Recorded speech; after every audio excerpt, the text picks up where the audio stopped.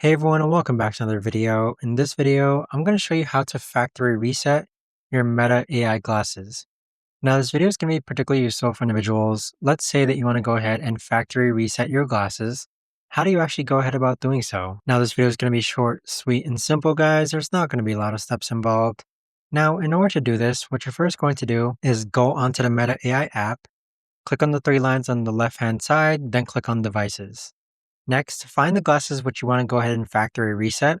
Click on the gear icon, then click on General, then click on Factory Reset. Now keep in mind that this is going to delete all your data to start afresh or prepare for a new owner. But once you factory reset it, it cannot be undone, and there you have it. But that right there, guys, is the best and easiest way that I know of to actually go ahead and factory reset your Meta AI glasses.